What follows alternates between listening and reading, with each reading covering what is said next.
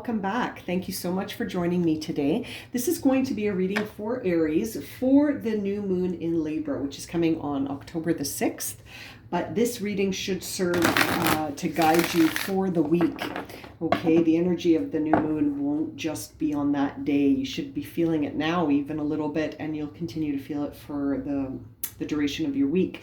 It is a very powerful new moon, and it's interesting because the sun is also in Libra. And so the sun and the moon are going to conjunct each other and be in Libra at the same time, which really is going to be an opportunity to align the external self as represented by the sun and the internal self as represented by the moon. So it's going to be a period where you may feel like balance is necessary, that congruency is necessary, that relationships might be at the highlight of this, connections, collaborations, problem solving.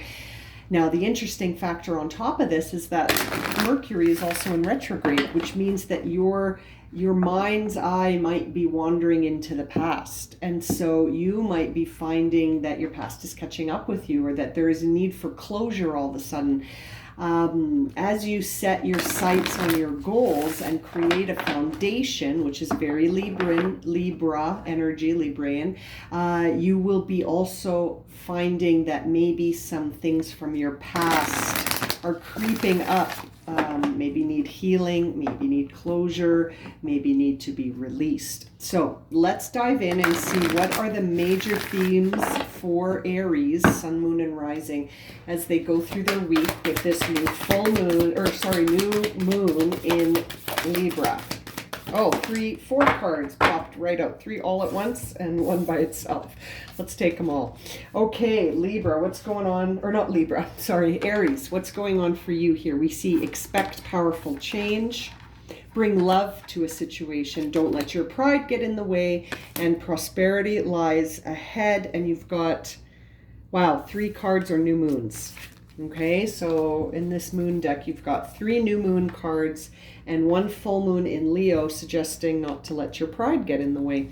So now my interpretation of this right away, I'm feeling that Aries is going to need to pull and push themselves. I feel like you're stretching yourself. Yes, it's very stretchy, very expansive period for you where you can expect a powerful change that will result from bringing love into a situation and not letting your pride get in the way.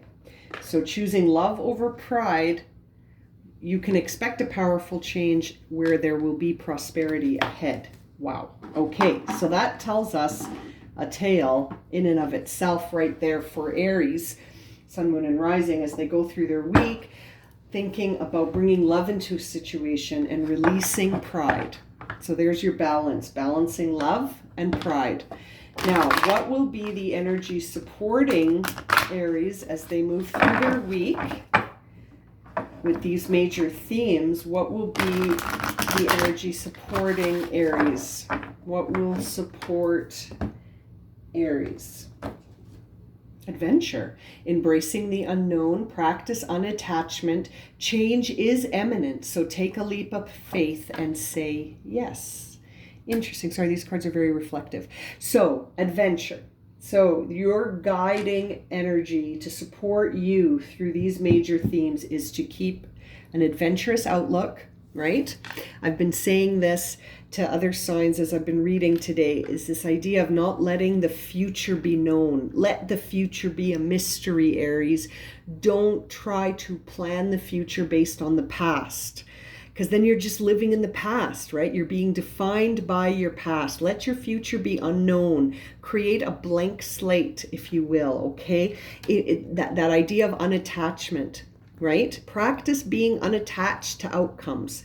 Practice being unattached to certain experiences, emotions, or different outcomes, right? Like practicing to release the need to have an attached meaning to a certain outcome and letting things happen as they are divinely guided to happen. So this idea that change is imminent is certainly reinforced with this expect a powerful change. I think that the Aries listening, that this resonates for, are going to need to take a leap of faith and say yes where in the past you may have said no, to have a more adventurous outlook on the unknown, embracing the unknown. Embrace it. Embrace the unknown, and don't feel like you need to be too attached, right? Practicing unattachment.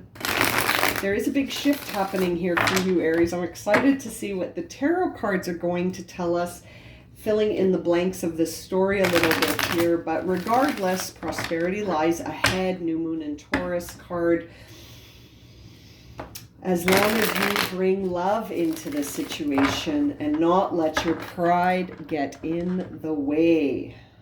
Interesting. Okay, let's see what's going on here for Aries, Sun, Moon, and Rising as they go through their week. Need for healing, need for reflection, and a decision here has to be made. Yes, Wheel of Fortune. Yep. That was initiated already here, so you can expect that powerful life change, and it's going to be fortuitous. It has come to shift things, but there's a decision you need to make about whether or not to listen to your intuition, whether or not to be logical or adventurous, practical and spiritual, right? That sort of opposing energy playing on you and feeling like you're having a difficult time grounding in physical energy as you move through your week because of this need for healing. You're feeling like your identity is dissolving. Man, this is going to be a powerful week indeed, where you're being asked to take a leap of faith towards a vision that you have and to say yes and to be adventurous as you do so, and to sort of bring love to the situation instead of fear. And instead of insecurity and pride, right? It's a very interesting week ahead for you here, Aries. Now, it's interesting because I think what's creating the conflict here for you is that you're having a difficult time with the idea of adventure.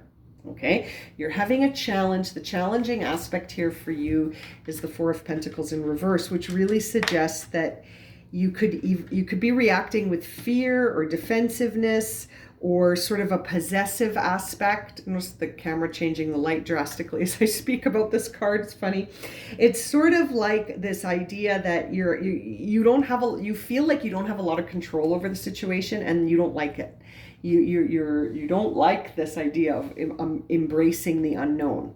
So it's no wonder that this is the supporting energy that came in through this adventure card. Here's the picture, by the way, of embracing the unknown with an adventurous outlook. So that is what's creating the obstacle for you in the present, because you could be feeling nervous about taking a leap of faith.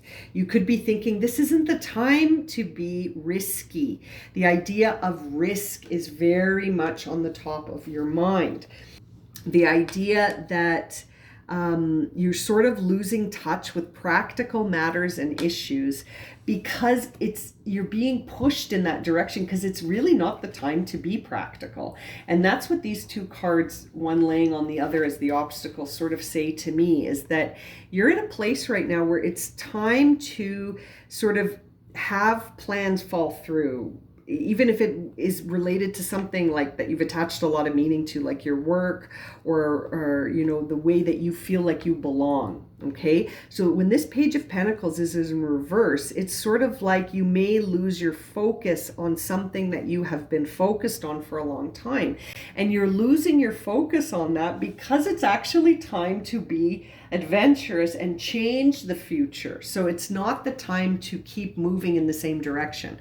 It's the time to do something new, and you're finding it hard to sort of grasp this new path in your hands, right? And your inner dialogue is actually very interesting and telling as well, because you can see very clearly here that something that was very secure has become unsecure with respect to your identity. You're feeling this desire for freedom, and And yet you're scared. You're scared of adventure, but you're feeling the need of a change up here. There is an idea here that you need to unseat yourself from where you are currently and go on an adventure. But it's interesting because you almost have a resistance to stepping outside of that comfort zone and really getting uncomfortable. But you've come so far, right? And it's like this inner dialogue of saying, well, I don't want to let go of what I've built so far could actually end up, as I drop your card on the ground, that could actually end up sort of denying this good fortune that's been coming towards you. So it's a very interesting dilemma here that you have, Aries. It's like, no wonder you've got the Two of Swords on the bottom here driving your entire reading, because you're in a state of standstill as you face this dilemma of, do I step out of my comfort zone, or do I repeat old patterns, ones that are familiar, less scary? It's like an adventurous time of taking a leap of faith and saying yes to change, but also feeling like it's going to turn everything that you've built upside down. And so will you take that leap of faith and trust that stepping outside your comfort zone is safe? Or will you overthink it, which is what you're doing in terms of how you're coming across externally, right? Like your internal world has been turned upside down with respect to your identity, your I belong statements, where you feel secure. And as a result, you're sort of really overthinking this situation and feeling lost, right? Like you're overthinking it to no success. Like overthinking it is not serving you. It's just you're overanalyzing something, and it's too heavy like this. Like when you overanalyze something like this, you're not allowing that openness. You're not allowing a new perspective because you're trying desperately to predict the future based on the past. And you're not heading into a situation that is predictable. The Wheel of Fortune is here in your recent past to say that things have shifted. You're moving into a new chapter here where your previous identity is being shed, right? Like it's actually perfect timing considering we're heading into the winter in the northern hemisphere anyway, where it's time to shed the old to be open to the new. And then it's not by accident that we see a Four of Swords here as top of mind, where it's a time of great healing and reflection, and to withdraw from the external world so that you can sort of practice that unattachment to outcome and heal old stories so that you're not carrying the past into the future, that you're walking into a future that's unknown, and you're embracing the unknown because it's very adventurous. And please remember as you do this, that prosperity lies ahead, okay? So as you are overthinking and overanalyzing, try to incorporate the idea that just because it's unknown doesn't mean it's catastrophic. It could be leading you, and I feel it is, leading you to a brand new chapter where you're going to need to sort of bring love into the situation. And that love is evident here in the idea that your future energy is coming up. We see the Ace of Cups, but it's in reverse. So when the Ace of Cups is in reverse, this is not a time of self-sacrifice. This is not a time where you're going to be overextending yourself at all to others. This is a time where you're keeping your cup open, but it's to you. You're opening this new cup of love to yourself. So that really makes me think that when it says here, bring love to the situation, I think that situation is the internal vibe. How do you feel about yourself? Right now, this is suggesting that in the future, you could be putting sort of limits or boundaries on your emotions, right? That idea that no more people pleasing. I think you're going to have a more healthy expression of love here in the future. You might even set boundaries or limits on how much of your emotions you express. It's really interesting. It's like the tarot reading here is showing us what you're naturally going to be drawn to do, And the other oracle cards are here to guide you in a different direction, to say, no, use love. Don't block the love. Embrace it. Embrace the unknown aspects of this, right? Don't be afraid to step out of your comfort zone. It's okay to step outside of it, instead of overthinking and analyzing and sort of feeling like you have to sacrifice something. I think that ultimately what you're going to realize is that it's not a sacrifice. Like once it sort of gets to the end of this, you're going to realize that it was all divinely timed, and that anything that did get sacrificed no longer served you. And that this is divine timing, and this is trusting in divine timing. So I feel like you are going to get there, Aries. I feel like the path to getting there is going to involve some turbulence, which is no surprise. This is a very emotional new moon. And I think the thing that you want and sort of feel the most, or fear the most, the thing that you want and worry about the most is the past. There's something you're clinging to here, and it's putting things in a way where you could be turning away from the future. And this could be that prideful feeling about you have a lot of pride, so you don't want to admit something about the past. But it's almost like it's better to sort of face it so that you can move beyond the old wounds. This sort of feels like hanging on to old stuff because it's familiar and you understand it, but it's not your prosperous future that lies ahead. This powerful change and this prosperous future that lie ahead are not built on the past repeating itself.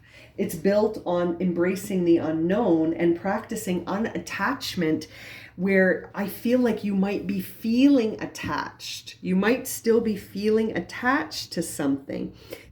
There's something you feel too proud to admit, and it's holding you back. I'm not sure what it could be exactly, because of this is a very general reading, but it feels like you're too proud to admit something, maybe to yourself, about something that happened in the past. So you're hanging on to it because it's easier in your mind to hang on to it than to admit that, it served you, right? It's almost like it's that story about your past that you tell in a way that, 50% of it's not even accurate anymore, because it's been so long and you've projected so much meaning to that experience, that the idea of practicing unattachment and embracing the unknown is like, you need time to deal with that. That's why we see the Four of Swords.